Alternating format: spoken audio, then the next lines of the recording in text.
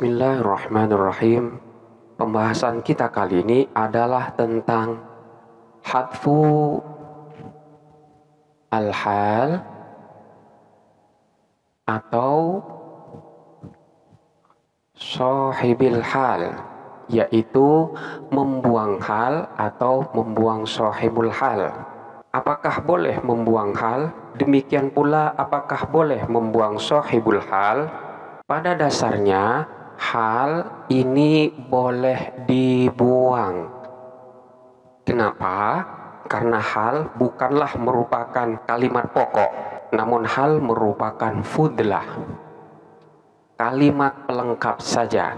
Keberadaan hal ini hanyalah untuk memberikan penjelasan terhadap sahibul hal. Manakala tidak diberi penjelasan pun tidaklah merusak terhadap makna yang dimaksud dari susunan kalam tersebut. Contohnya seperti lafaz hadara Muhammadun.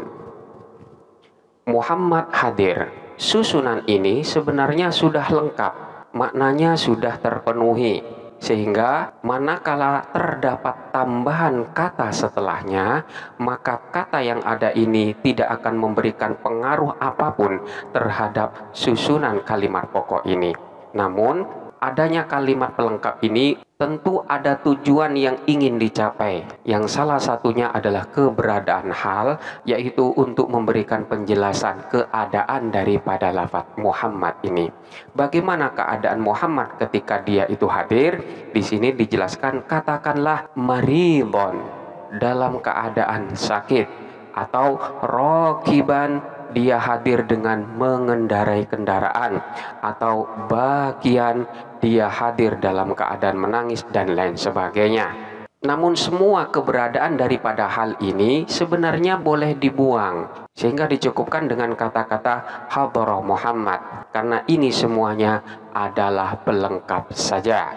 Manakala di dalam suatu susunan di sana memang terdapat hal, kemudian hal itu dibuang, itu biasanya karena di sana sudah ada petunjuk. Salah satunya mungkin di dalam susunan tersebut telah dapat difahamin secara akal bahwa di sana memang terdapat hal yang dibuang. Jadi sekalipun tanpa ada petunjuk secara lafaz, terkadang di sana itu orang sudah dapat menyangka atau menebak bahwa di sana itu terdapat hal. Cuma karena memang sudah lumrah tidak menyebutkan halnya, maka hal tidak perlu disebutkan pada susunan kalimat tersebut. Contohnya seperti lafaz wal malaikatu yadkhuluna alaihim min kulli babin salamun alaikum.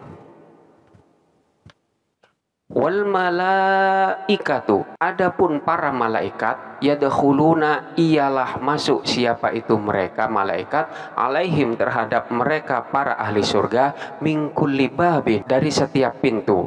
Salamun alaikum, adapun kesejahteraan alaikum, atas kalian. Dalam susunan ini seolah-olah tidak ada yang janggal, bahwa susunan ini adalah susunan yang lumrah. Namun pada hakikatnya di sini terdapat hal yang dibuang, yang di dalam pikiran kita keberadaan daripada hal itu sebenarnya ada dan kita sudah menebaknya. Namun di dalam susunan kalimat ini secara lafaz hal tersebut tidak ditampakkan. Di mana hal tersebut? Hal tersebut adalah terdapat pada kata-kata sebelum lafaz salamun alaikum. Di sini terdapat hal yang perkiraannya adalah lafaz qailina. Qailina, padahal berkata siapa para malaikat tersebut, salamun alaikum. Salamun, adapun kesejahteraan, alaikum, ialah atas kalian. Para malaikat itu menemui ahli surga dari setiap pintu-pintu surga. Kemudian mereka berkata salamun alaikum. Keberadaan daripada lafaz qailina yang dalam hal ini merupakan hal, ini sekalipun tidak disebutkan, namun secara pemahaman orang-orang sudah dapat menebak bahwa di sini terdapat hal, yaitu lafaz qailina. karena hal tersebut sudah lumrah di dalam pembicaraan tiap hari. Katakanlah contohnya seperti lafaz Khalid. Ada kata-kata Khalid bertemu dengan Ahmad. Hei, apa kabar? Kata-kata tersebut sebenarnya terdapat kata-kata yang dibuang, yaitu kata-kata sambil berkata. Jadi lengkapnya adalah Khalid bertemu dengan Ahmad sambil berkata, "Hai, apa kabar?"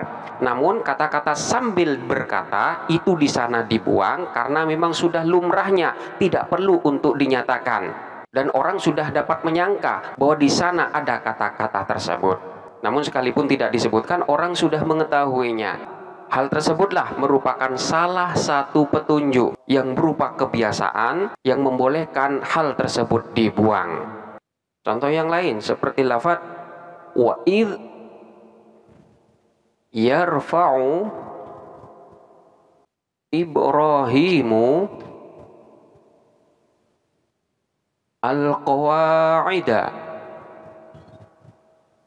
min al-baiti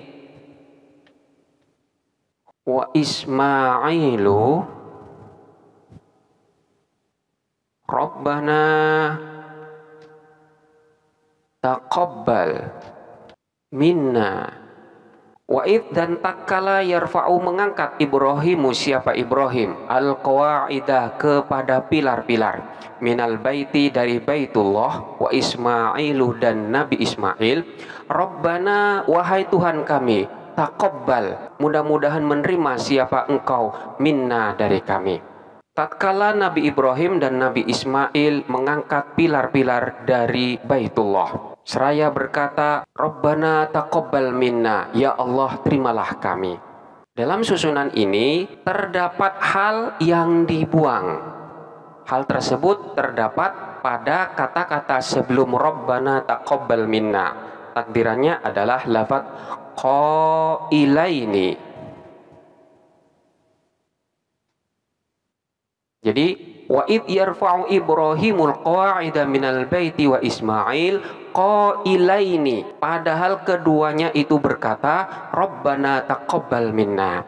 Kata-kata qailaini ini tidak disebutkan di dalam susunan kalimat, namun sekalipun demikian pikiran kita sudah dapat menebak terhadap keberadaan daripada lafaz qailaini. Karena keberadaan daripada lafaz Rabbana taqabbal minna ini tentu merupakan perkataan daripada kedua nabi, yaitu Nabi Ibrahim dan Nabi Ismail. Oleh karena itu, di sini tentu ada kata-kata lafaz qailaini yang dibuang, dan itu merupakan hal daripada lafaz Ibrahim dan Ismail. Jadi inilah merupakan salah satu petunjuk, yang mana petunjuk itu dapat langsung ditangkap oleh akal pikiran kita, sekalipun di sana tidak ada petunjuk secara lafaz. Jadi pada intinya hal sebenarnya boleh-boleh saja dibuang. Namun biasanya ketika hal tersebut dibuang, di sana akan ada petunjuk. Baik petunjuk tersebut secara lafaz, namun terkadang petunjuk tersebut langsung dapat ditangkap oleh akal pikiran kita sekalipun tidak ada qarinah di dalam susunan kalimat. Demikian pula keberadaan daripada sahibul hal. Dan ini juga sama dengan hal boleh pula dibuang manakala di sana terdapat qarinah atau petunjuk. Contohnya seperti lafaz ahadza alladzi ba'atallahu rasulan, ahadza alladzi ba'atallahu rasulan. Apakah hadza adapun ini, alladzi ialah orang, ba'atha yang telah mengutus, Allahu siapa Allah, rasulan padahal sebagai utusan. Di sini terdapat hal, otomatis ada yang namanya sahibul hal. Manakah sahibul halnya? Dari susunan kalimat ini tidak ada yang pantas untuk menjadi sahibul halnya. Maka di sini pasti ada kalimat yang dibuang. Dan ternyata kalimat tersebut adalah dhamir yang terletak setelah lafaz ba'atha, yaitu ba'athahu. Jadi lengkapnya ahadzalladzi ba'athahu Allahu rasulan. ahadza, apakah adapun ini, alladzi ialah orang, ba'atha yang telah mengutus, hu kepada alladzi Allahu, siapa Allah, rasulan padahal sebagai utusan. Jadi rasulan ini adalah merupakan hal dari sahibul hal, yaitu dhamir hu yang dalam hal ini dibuang. Keberadaan daripada dhamir hu yang dibuang, yang merupakan sahibul hal, itu dapat secara langsung kita fahamin tanpa adanya petunjuk di dalam susunan kalimat ini. Sama saja ketika kita mengatakan ini adalah orang yang diutus Allah sebagai Rasul, tanpa menyebutkan kata-kata yang Allah mengutusnya, namun akal pikiran sudah dapat memahaminya. Jadi pada intinya, hal maupun sahibul hal di sana itu boleh dibuang manakala di sana terdapat qarinah, dan qarinah tersebut ada kalanya tersurat di dalam susunan kalimat dan ada kalanya hanya tersirat saja di dalam akal pikiran. Selanjutnya adalah penjelasan tentang keberadaan daripada hal yang memang dilarang untuk dibuang.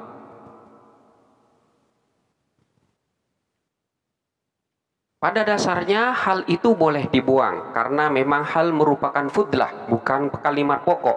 Namun terdapat beberapa kondisi di mana keberadaan hal tersebut adalah sebuah keharusan dan keberadaannya sama halnya dengan kalimat pokok yang manakala dibuang akan merusak terhadap maksud dan makna dari susunan kalimat yang ada. Oleh karena itu, di dalam kondisi-kondisi ini, hal tetap harus ada dan tidak boleh dibuang. Apa saja keadaan tersebut? Yang pertama adalah manakala hal merupakan jawaban dari sebuah pertanyaan. Jadi, jikalau keberadaan hal itu adalah merupakan jawaban yang dituntut adanya oleh sebuah pertanyaan, maka keberadaan hal tidak boleh dibuang. Contohnya, jikalau ada pertanyaan, kaifa jita, bagaimana kamu datang? Pertanyaan ini adalah menuntut adanya jawaban tentang keadaan. Dan keadaan ini adalah merupakan hal. Oleh karena itu, jawabannya haruslah berupa hal. Manakala hal ini dibuang, maka jawaban yang diminta oleh pertanyaan ini tidak akan ada. Oleh karena itu, keberadaan hal terhadap susunan ini harus ada. Bagaimana kamu datang? Katakanlah di sini kita jawab dengan kata-kata masyian. Masyian. Jadi jitu masyian. Jitu datang, siapa saya? Masyian, dalam keadaan berjalan kaki. Kata-kata masyian yang merupakan hal ini tidak boleh dibuang karena memang pertanyaannya adalah menuntut jawaban yang berupa hal. Ini adalah keadaan yang pertama yang mana hal tidak boleh dibuang. Kemudian keadaan yang selanjutnya adalah manakala keberadaan hal ini menempatin di tempatnya khobar. Sekali lagi, manakala di dalam sebuah susunan keberadaan hal ini menempatin di tempatnya khobar. Katakanlah sadda masaddal khobar. Contohnya seperti lafaz afdalu shadaqatir rajuli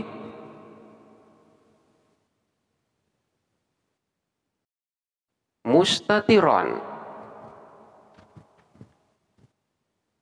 Afdalu shadaqatir rajuli, adapun paling utamanya sedekahnya seseorang, mustatiron, padahal dalam keadaan tersembunyi.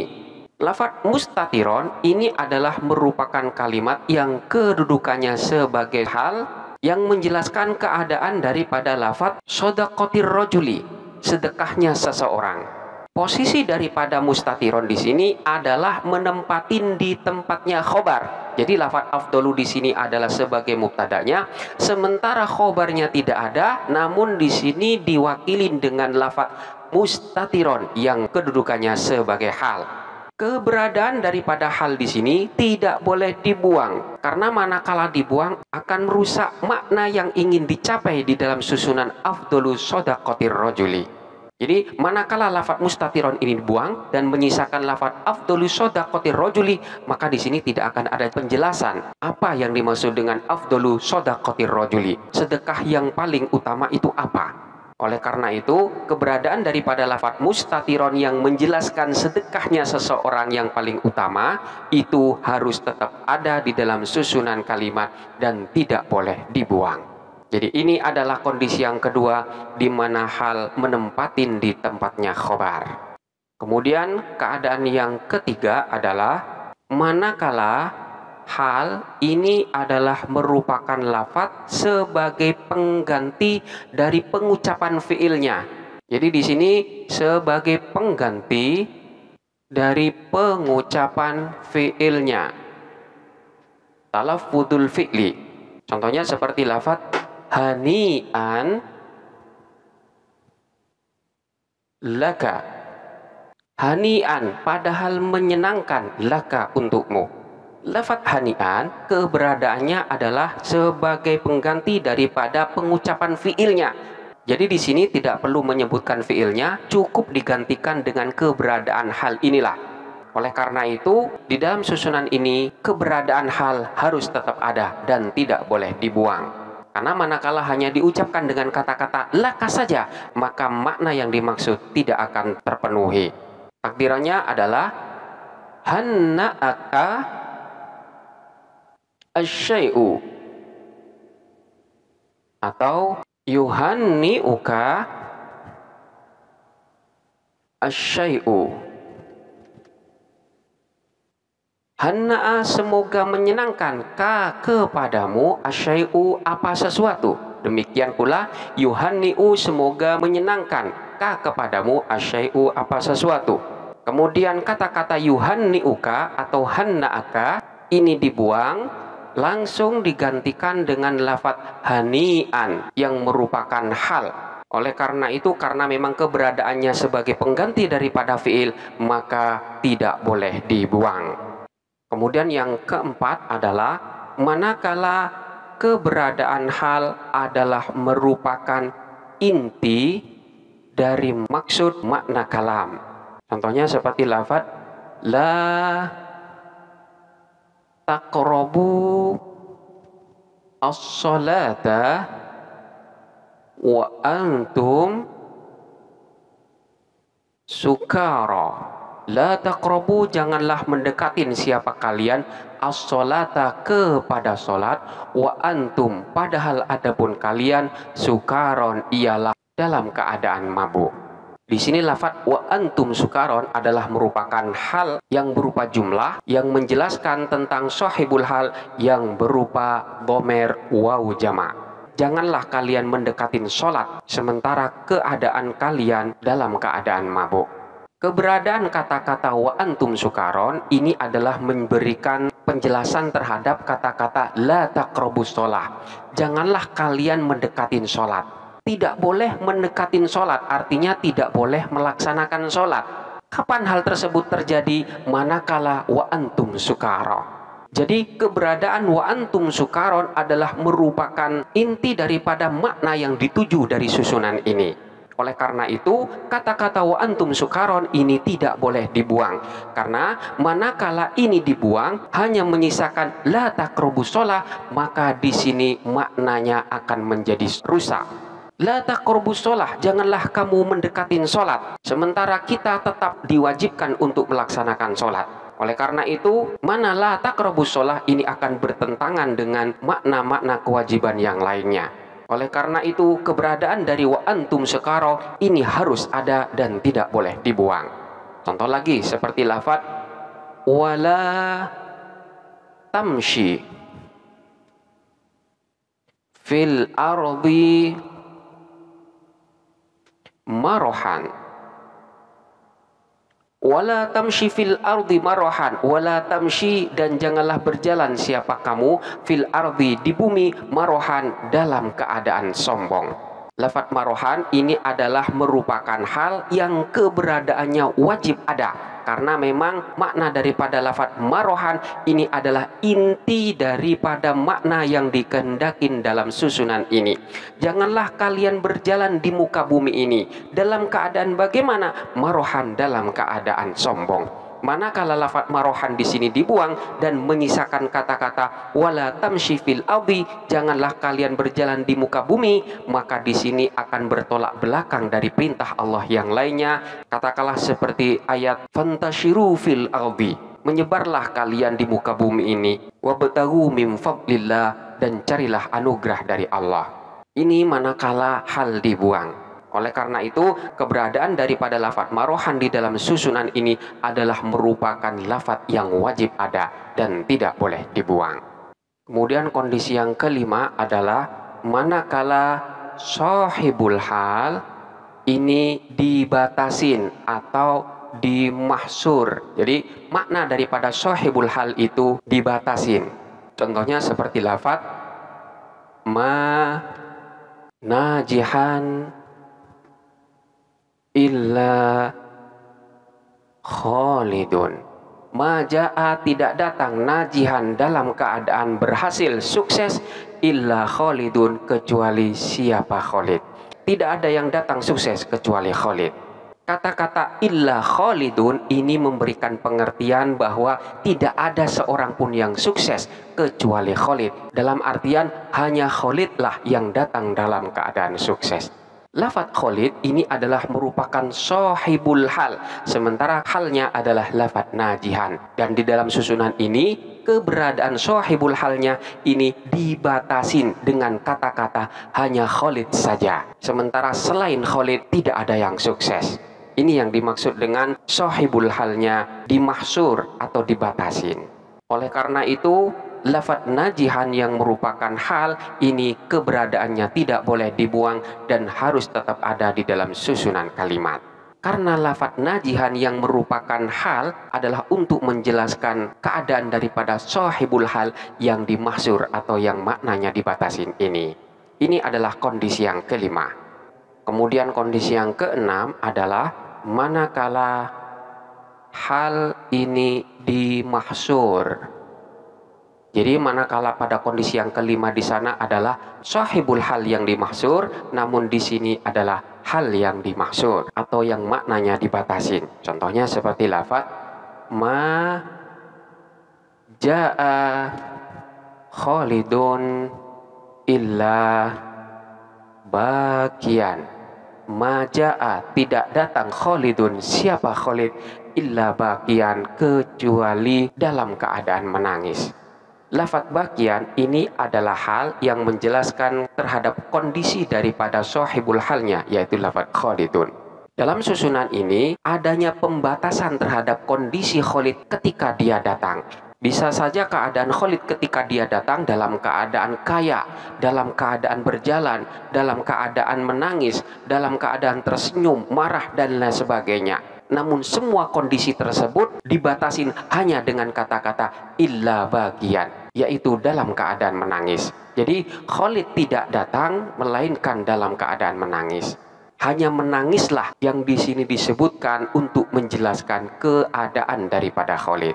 Oleh karena itu keberadaan daripada lafadz bagian karena memang sudah dibatasin dalam susunan ini tidak boleh dibuang dan harus tetap ada. Inilah beberapa kondisi tentang keberadaan hal yang tidak boleh dibuang dan harus ada di dalam susunan kalimat. Selanjutnya silahkan dipelajarin dengan seksama dan sampai jumpa pada pembahasan berikutnya.